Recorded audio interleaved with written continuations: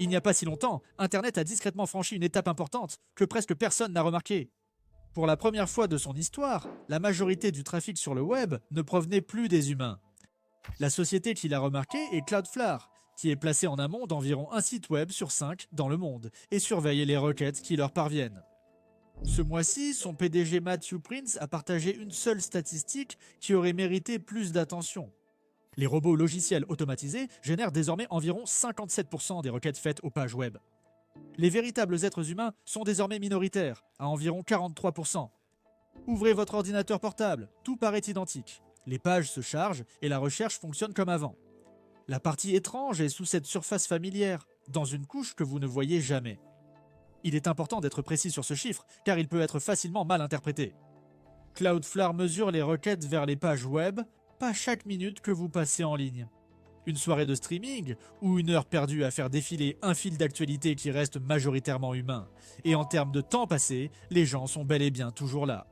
Ce qui a dépassé la moitié, c'est le web lisible par les machines, ce trafic constant en arrière-plan qui fait tourner l'ensemble. Dans cette couche, les machines surpassent désormais les humains. Ce qui rend la publication de Prince intéressante, c'est qu'ils ne pensaient pas que cela arriverait si vite. En mars dernier, sur scène au South by Southwest, il pensait que les bots dépasseraient les humains vers 2027, puis il a avancé la date. Puis, c'est simplement arrivé. Cela s'est produit plus vite que je ne l'avais prévu, a-t-il écrit, en désignant la cause, un nouveau type de bot, se multipliant bien plus rapidement que ce que quiconque avait prévu dans ses modèles. Il faut comprendre le principe fondateur du web pour saisir son importance. Pendant environ 20 ans, Internet a reposé sur un accord tacite qui fonctionnait plutôt bien.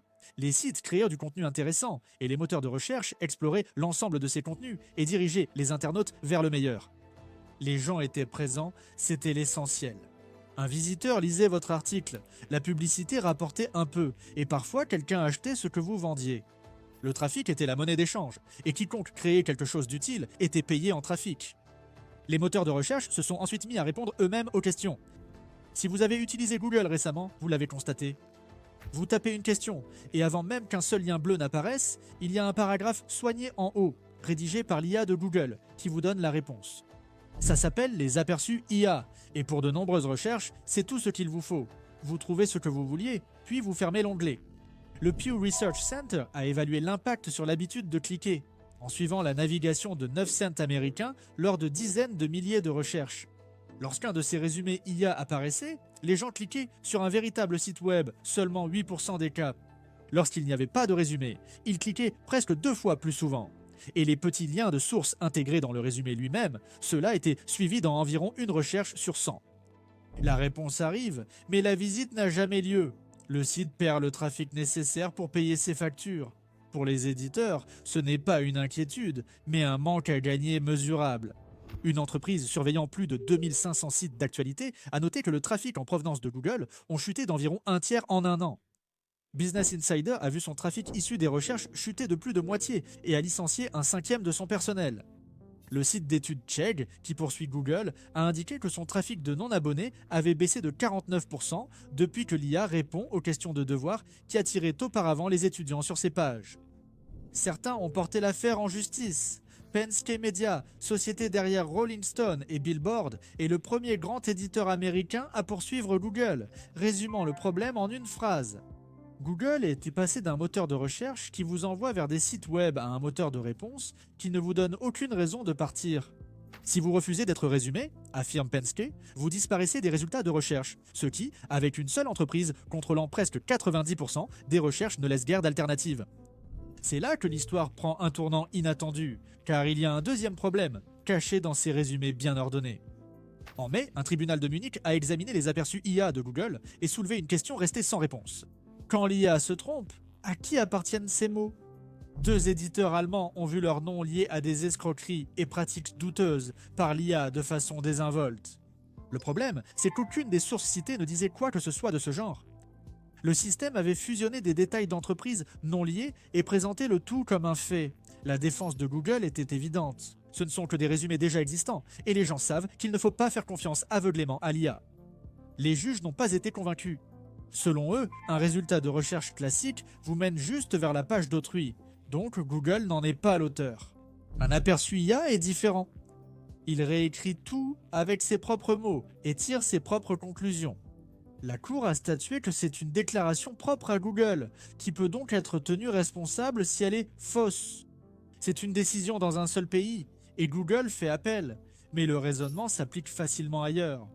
Au moment où une machine cesse de vous fournir une liste de sources et commence à vous dire ce qui est vrai, elle cesse discrètement d'être un bibliothécaire et devient quelque chose de plus proche d'un éditeur. Et les éditeurs peuvent être poursuivis en justice. L'IA automatise la création de contenu, la recherche et des flux de travail entiers, mais beaucoup investissent encore manuellement.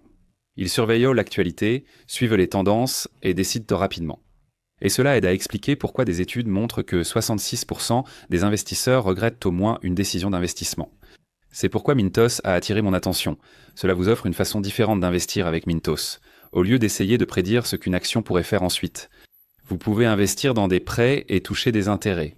Le rendement est fixé à l'avance, les paiements pouvant être quotidiens. En tant que revenu passif, vous pouvez filtrer par rendement, risque, horizon temporel, pays et devise.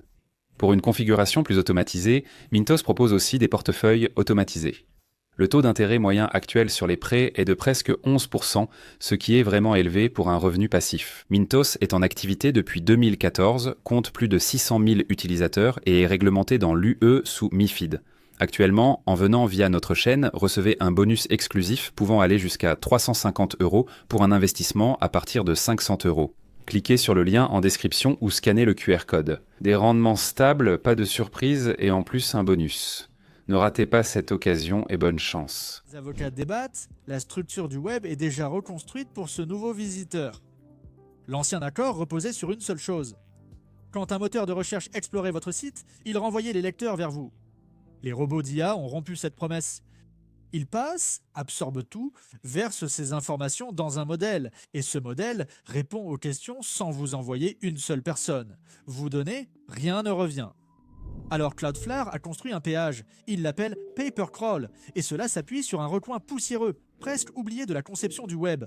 Un code d'erreur, le numéro 402, qui est resté là pendant des décennies, avec la mention paiement requis, et qui est resté essentiellement inutilisé. Maintenant, il a une utilité. Lorsqu'un robot d'IA se présente, un site peut répondre avec ce code et un tarif. Payez pour obtenir le contenu, sinon il ne vous appartient pas. Cloudflare bloque désormais par défaut les robots d'IA sur les sites d'actualité, sauf décision contraire d'un propriétaire. Enlevez le jargon et c'est un aveu discret sur la direction que prennent les choses. Les sites web voient désormais les machines comme public principal et cherchent à facturer les logiciels à l'entrée, menant à une conclusion évidente. Si les logiciels lisent le web, quand vont-ils l'utiliser? C'est déjà en cours. Les grandes entreprises d'IA ont créé ce qu'elles appellent des agents, des programmes auxquels vous confiez une tâche et qui vont l'accomplir. Réservez le vol. Trouve la veste la moins chère et achète-la. L'agent d'OpenAI navigue sur de vrais sites web comme le ferait une personne, jusqu'à cliquer sur les boutons et remplir les formulaires. Et il a été relié au système de paiement pour pouvoir réellement payer. Visa a accepté de permettre à ses agents de dépenser de l'argent réel dans les limites que vous fixez à l'avance.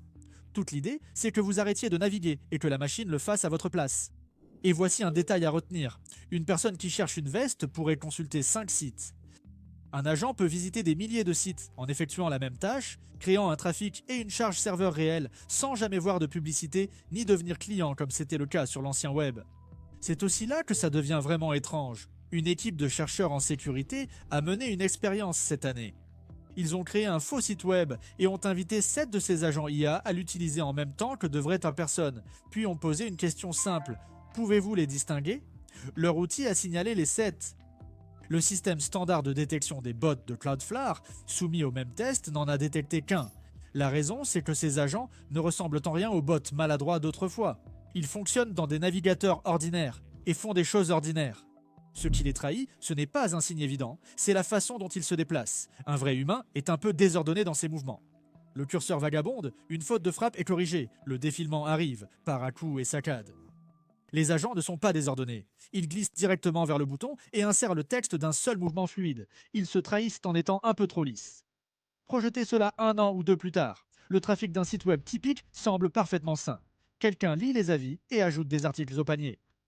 Ce quelqu'un est en fait un logiciel effectuant des achats pour une personne n'ayant jamais vu la page. La visite est réelle, mais pas le visiteur. L'histoire devient plus sombre, car cette technologie capable de naviguer sur le web peut aussi inventer des choses inexistantes. L'endroit où l'on voit le plus clairement les dégâts, c'est à l'école.